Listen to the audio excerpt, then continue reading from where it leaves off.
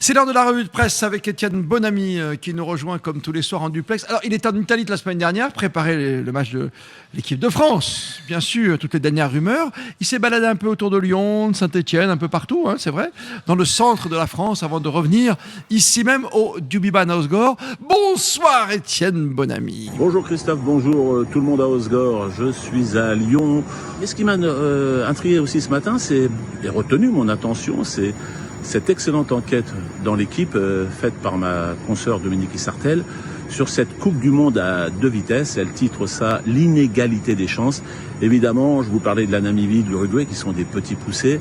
Et les faits sont là, et ma consoeur a fait parler beaucoup de gens, et c'est très intéressant, notamment sur le fait que les fossés se creusent. C'est ce que raconte l'entraîneur de l'équipe du Chili, qui dit que voilà, l'écart se creuse de plus en plus entre le top 10, les meilleures nations, et les petits qui finalement n'ont pas le temps entre 2 Coupes du Monde de progresser. Les causes, il y a un chiffre éloquent. 388 matchs internationaux entre 2019 et 2023. 6% seulement ont opposé des équipes, les grandes nations du rugby, à des petites équipes. Donc, vous voyez, ça veut tout dire. Avant de terminer cette revue, je vous invite à lire l'excellente interview dans Le Parisien, la première donnée par Florian Grill, le président de la Fédération française, qui est très strict sur la sécurité physique et qui ne souffrirait d'aucune mansuétude. Évidemment, il fait allusion à la blessure d'Antoine Dupont et toute la polémique, jouera-t-il bientôt avec ou sans masque, etc.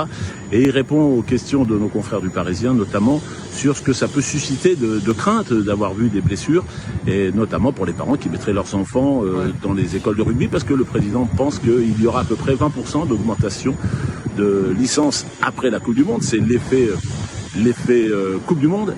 Et il dit aux gens, venez, parce que il y a le rugby à 15, évidemment, celui qui est dans les stades actuellement, mais aussi il y a toute forme de rugby à 5, à 7, etc. C'est un vrai appel à susciter l'enthousiasme des pratiquants. Voilà, il y en a pour tout le monde, oui. Les petits, les grands, c'est la Coupe du Monde. La suite, c'est eux qui vont l'écrire. Oui. Ciao. Salut Étienne, merci d'être avec nous tous les soirs pour cette revue de presse. Et puis reviens la semaine prochaine avec nous pour le France-Italie.